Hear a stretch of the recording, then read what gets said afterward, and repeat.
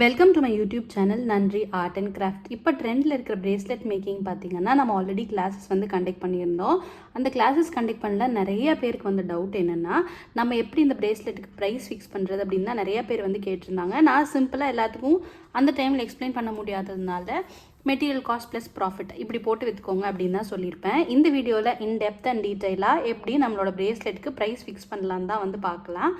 இந்த வீடியோ நீங்கள் ஃபுல்லாக பார்த்து முடிக்கிறப்ப எந்த டைப் ஆஃப் பிரேஸ்லெட்டாக இருந்தாலும், அதாவது பீடட் பிரேஸ்லெட்டாக இருந்தாலோ இல்லை டிஃப்ரெண்ட்டாக இன்னோவேட்டிவாக நீங்கள் ஏதாவது பண்ணுறீங்க அப்படின்னாலும் அது எல்லாத்துக்குமே நம்ம வந்து ப்ரைஸ் ஃபிக்ஸ் பண்ணுறது இந்த ஒரு வீடியோ வந்து கிளியராக இருக்கும். இன் டெப்த் அண்ட் லாங்காக இருந்தாலும் வீடியோ பார்த்து முடிச்சதுக்கப்புறம் பார்த்தீங்கன்னா உங்களுக்கு ஈஸியாக இருக்கும்.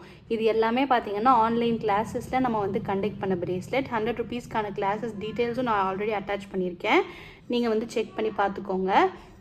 இப்போது ஃபர்ஸ்ட்டு நம்ம ப்ரைஸ் எப்படி ஃபிக்ஸ் பண்ணுறது இன் டெப்த் அண்ட் டீட்டெயிலாக வந்து பார்க்கலாம். ஃபர்ஸ்ட்டு பார்த்திங்கன்னா நம்ம என்ன கன்சிடர் பண்ணணுன்னா, இப்போ நான் சொல்லியிருக்கிறது பார்த்திங்கன்னா காமன் பிரேஸ்லெட்டாக இருந்தாலும் சரி, இல்லை நீங்கள் வந்து பிரேஸ்லெட் வாட்ச் டிசைன் பண்ணுறதா இருந்தாலும் சரி, இது எல்லாத்துக்குமே வந்து இப்போ நான் சொல்லியிருக்க மெத்தட் தான். ஃபஸ்ட்டு வந்து இந்த காஸ்ட்டை 2 டைப்பாக பிரிச்சுக்கணும். ஒன்று வந்து டைரக்ட் காஸ்ட், இன்னொன்று வந்து இன்டைரக்ட் காஸ்ட்.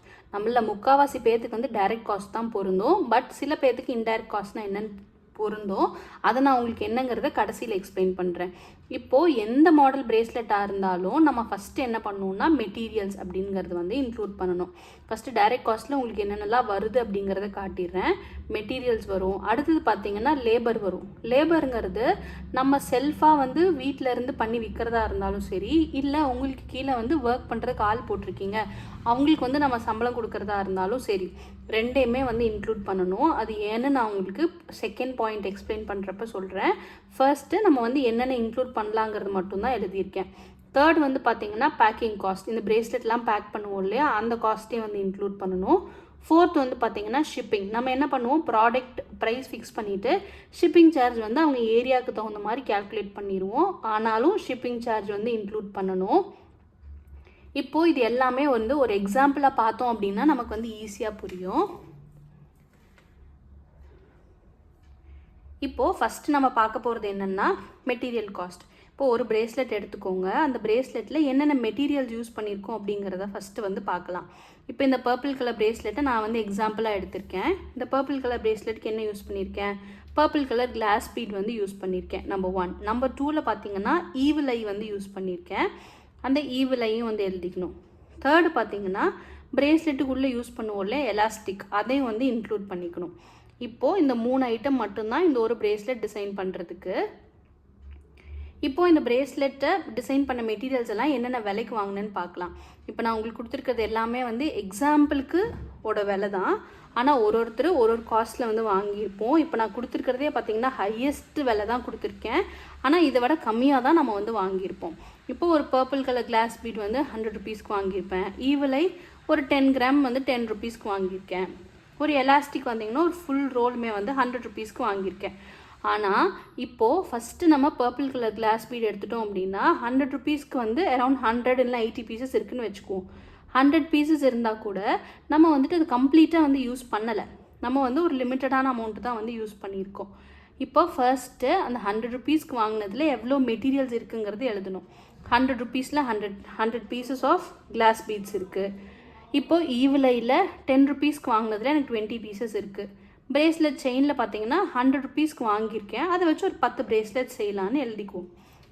இப்போது என்னோடய பிரேஸ்லெட்டுக்கு எவ்வளோ மெட்டீரியல் யூஸ் பண்ணியிருக்குங்கிறது தான் நம்ம ப்ரைஸ் ஃபிக்ஸ் பண்ணுறதுக்கு யூஸ் பண்ண போகிறோம்.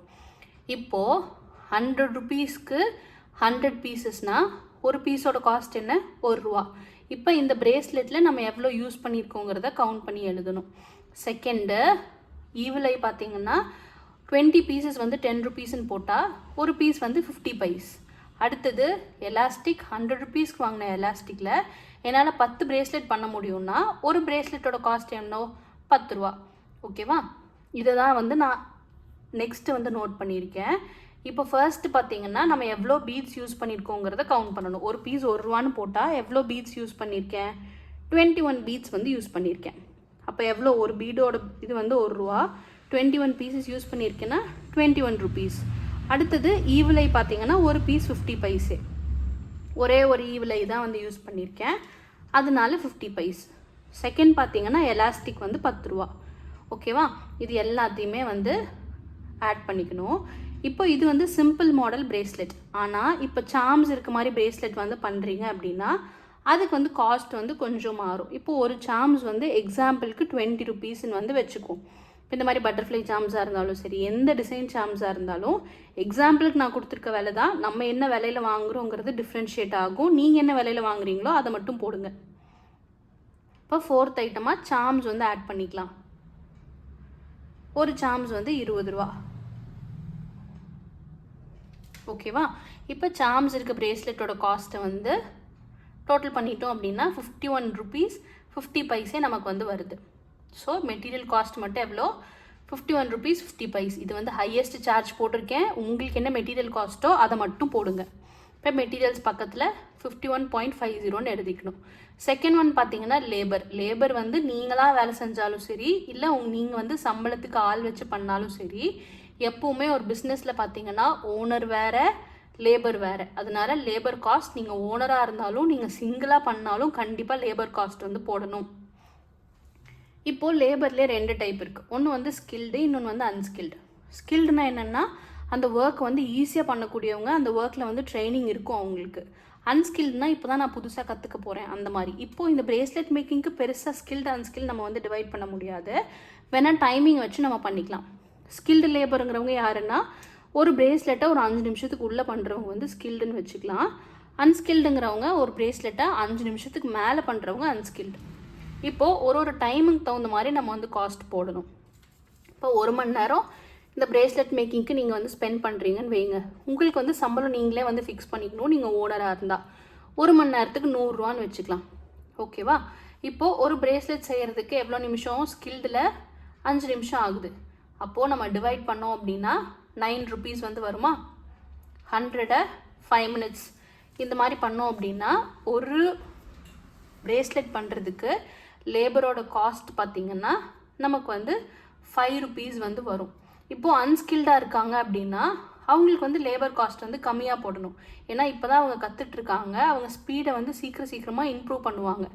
அதனால நம்ம வந்துட்டு லேபர் காஸ்ட் வந்து கம்மியாக போடணும். இப்போ சின்ன பிரேஸ்லெட்லாம் வந்து ஈஸியாக பண்ணிடலாம். ஆனால் இந்த மாதிரி நிறைய பீட்ஸ் இருக்குது, குட்டி குட்டி பீட்ஸ் எல்லாம் இருக்குது அப்படிங்கிறப்ப கண்டிப்பாக அந்த பீட்ஸ் ஆட் பண்ணுறதுக்கு டைம் வந்து ரொம்ப லேட் ஆகும்.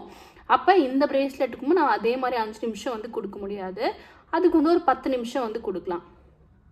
ஓகேவா? ஸ்கில்டுன்னா ஒரு 10 நிமிஷம் கொடுக்கலாம். அன்ஸ்கில்டுனா ஒரு 10 நிமிஷத்துக்கு மேலே வந்து கொடுக்கலாம். ஓகேவா?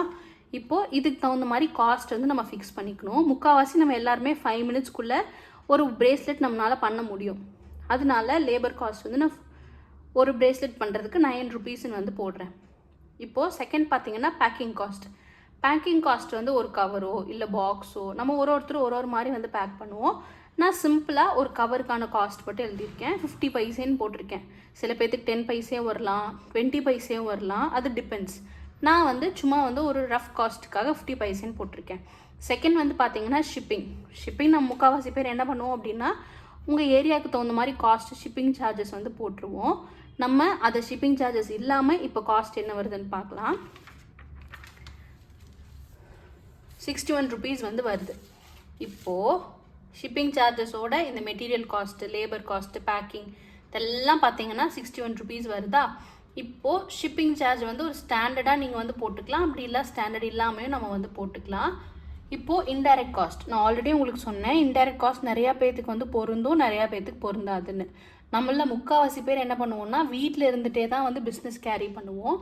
வீட்டில் இருந்து கேரி பண்ணுறீங்க அப்படின்னா உங்களுக்கு இன்டைரக்ட் காஸ்ட் வந்து பொருந்தாது. யாருக்கெல்லாம் இன்டைரக்ட் காஸ்ட் பொருந்தும் அப்படின்னா நீங்கள் வந்து ஒரு ஷாப் மாதிரி வச்சு இந்த பிரேஸ்லெட்டு இல்லை நீங்கள் ஜுவல்லரி இந்த மாதிரி எது டிஸ்பிளே பண்ணுறீங்களா இருந்தாலும் சரி, நம்ம ஒரே ஒரு பிரேஸ்லெட் மட்டும் வச்சு கடை போட மாட்டோம் இல்லையா? அந்த மாதிரி போடுறவங்க, இல்லை வந்துட்டு மற்ற ஐட்டம்ஸ் கூட தான் வந்து பிரேஸ்லெட் வந்து போடுவோம். இல்லை பெரிய பெரிய மால்லலாம் பார்த்தீங்கன்னா சின்ன சின்ன ஸ்டால்ஸ் மாதிரி போட்டிருப்பாங்க ஃபங்க்ஷன் டைமில், அந்த மாதிரி போடுறவங்க. அப்படி இல்லைன்னா கல்யாண மண்டபத்தில் இந்த மாதிரி இதெல்லாம் பார்த்தீங்கன்னா ஒரு அமௌண்ட் வந்து பே பண்ணிவிட்டு இவ்வளோ ஸ்கொயர் ஃபீட்டுக்கு இவ்வளோ காஸ்ட்டு வந்து கொடுப்பாங்க. அந்த மாதிரி ஸ்டால் போடுறீங்க அப்படின்னாலும் உங்களுக்கு வந்து இந்த இன்டைரக்ட் காஸ்ட் வந்து பொருந்தும். இப்போ நான் ஸ்டால்ஸுக்கு வந்து சொல்கிறேன். நிறையா வந்து ஸ்டால்ஸ் அட்வர்டைஸ்மெண்ட் இப்போ ரீசெண்ட் டைமில் நீங்கள் வந்து பார்க்கலாம். அவங்க என்ன பண்ணுவாங்கன்னா 2 or 3 டேஸ் மட்டும்தான் ஸ்டால்ஸ் வந்து நடக்கும். ஆனால் அந்த ஸ்டால்க்கான காஸ்ட் பார்த்தீங்கன்னா 10,000 15,000 இந்த மாதிரி வந்து சார்ஜ் பண்ணுவாங்க. நம்ம எக்ஸாம்பிள் ஒரு 2 days நடத்துகிற ஸ்டாலுக்கு 10,000 நமக்கு போடுறாங்கன்னு வச்சுக்கலாம். அப்போ ஒரு நாளைக்கு எவ்வளோ காஸ்ட்டு? 5,000 rupees.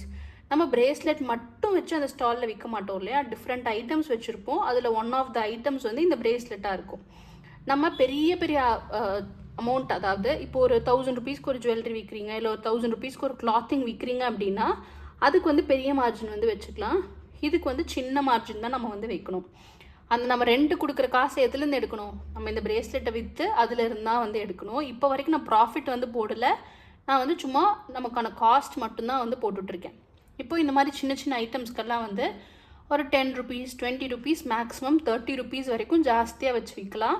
ஏன்னா நம்ம கொடுத்துருக்க ரெண்ட்டை வந்து நம்ம ப்ராடக்டில் தான் வந்து கவர் பண்ணணும். அதனால ஸோ இப்போ 20 rupees மேக்ஸிமம்னு போட்டால் கூட நம்ம வந்து 81 rupees ஆகுது ஒரு பிரேஸ்லெட். இப்போ நான் கொடுத்துருக்கிறது பார்த்தீங்கன்னா ஹையஸ்ட் சார்ஜஸ் தான், இதை விட கம்மியாக தான் ஆகும்.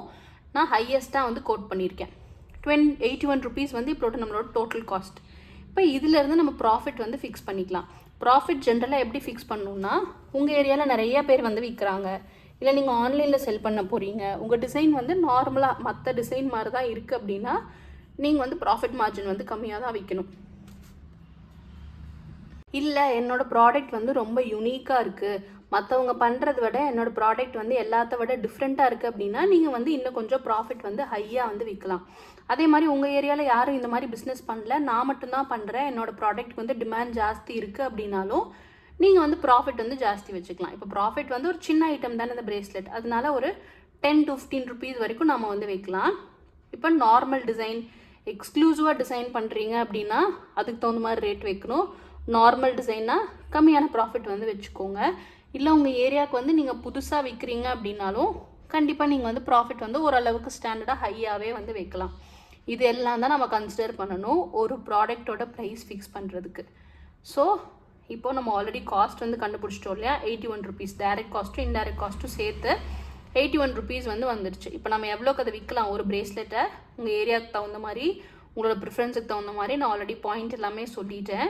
அதுக்கு தகுந்த மாதிரி 91 rupees கம்மியான காஸ்ட் வச்சிங்கன்னா 10 ரூபா லாபம் வச்சிங்கனாலும் 91 rupeesக்கு விற்கலாம். இல்லை நான் வந்து ஹையஸ்ட் ரேட் தான் வந்து ப்ராஃபிட் வந்து விற்கிறேன் அப்படின்னா ஒரு 140 150 இதுக்கு தகுந்த மாதிரி நம்ம வந்து ஃபிக்ஸ் பண்ணிக்கலாம். இப்போது ஒரு ப்ராடக்டோட ப்ரைஸ் ஃபிக்ஸ் பண்ணுறதுக்கு இவ்வளோ ஏரியாஸ் இவ்வளோ வேரியேஷன் வந்து நம்ம செக் பண்ணணும். சும்மா எடுத்தோம் பிளெயினாக வந்து எனக்கு இது என்ன ப்ரைஸ் ஃபிக்ஸ் பண்ணுறது சொல்லுங்கள் அப்படின்னு சொல்லி பிக்சர்ஸ் அனுப்பிச்சிங்க அப்படின்னா கண்டிப்பாக என்னால் சொல்ல முடியாது. ஏன்னா உங்கள் ஏரியா வேறு, நீங்கள் ப்ரைஸ் ஃபிக்ஸ் பண்ணுறது, உங்கள் டிசைன்ஸ் எல்லாம் வேறு. இதெல்லாம் கன்சிடர் பண்ணி அடுத்த தடவை ப்ரைஸ் ஃபிக்ஸ் பண்ணுங்கள். நன்றி.